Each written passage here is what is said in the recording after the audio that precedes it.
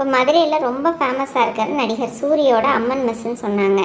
சரி அங்கே என்னடா ஸ்பெஷல்னு சொல்லி பார்த்தா நெய் பணியாரம்னு சொன்னாங்க. நெய் பணியாரம் வாங்கி சாப்பிட்டோம். வாங்கி சாப்பிட்ட அன்னையிலேருந்தே பிள்ளைங்க வீட்டில் எங்களுக்கு செஞ்சுத்தாங்கன்னு ஒரே அடம் பிடிச்சிட்டு இருந்தாங்க. சரின்னு சொல்லிட்டு இன்றைக்கி காலையில் டிஃபனுக்கு எல்லாத்துக்கும் நெய் பணியாரத்தை போட்டாச்சு. நெய் வாசத்துக்கு இந்த முறுன்னு இந்த பணியாரத்தை சூடாக சாப்பிடல அவ்வளோ டேஸ்ட்டாக இருந்துச்சுங்க. இன்றைக்கி மத்தியானம் நூக்கல் பொரியல், முள்ளங்கி சாம்பார் தாங்க.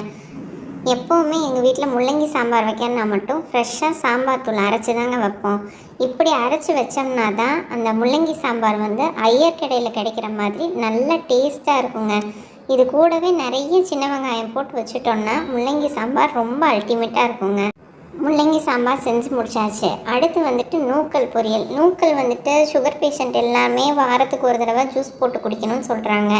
அப்படிலாம் ஜூஸ் போட்டுலாம் குடிக்க முடியாது. அதுக்கு வாரத்துக்கு ஒரு நாள் பொரியல் மாதிரி செஞ்சு விட்டுட்டோன்னா சுகர் இருக்கிறவங்க இல்லாதவங்க எல்லாத்துக்குமே நல்லா ஹெல்ப்ஃபுல்லாக இருக்கும். இது எப்படி செய்யணுன்னா ஃபஸ்ட்டு எண்ணெய் ஊற்றி கடுகு, சின்ன வெங்காயம், பச்சை மிளகா, கருவேப்பிலை எல்லாம் போட்டு தாளிச்சிக்கலாங்க. அது கூட கட் பண்ணி வச்சுருக்க நூக்கல், அப்புறம் கடலைப்பருப்பு, பாசிப்பருப்பு ரெண்டும் நான் ஒரு அரை மணி நேரமாக ஊற வச்சுருக்கேன். அதையும் சேர்த்துக்கலாங்க. இதை இப்போ உப்பு போட்டு 2 விசில் விட்டு நான் எடுத்துக்கிட்டேன். கடைசியாக தேங்காய் துருவல் போட்டு நம்ம இறக்கிட்டோன்னா நம்மளோட நூக்கல் பொரியல் சூப்பராக ரெடி ஆயிடுச்சுங்க. நூக்கல் பொரியல் சாப்பிட்றதுக்கு அப்படியே முட்டைக்கோஸ் பொரியல் மாதிரியே தாங்க டேஸ்ட் இருக்கும். இன்றைக்கி லஞ்ச் மெனு பார்த்துடலாங்களா? முள்ளங்கி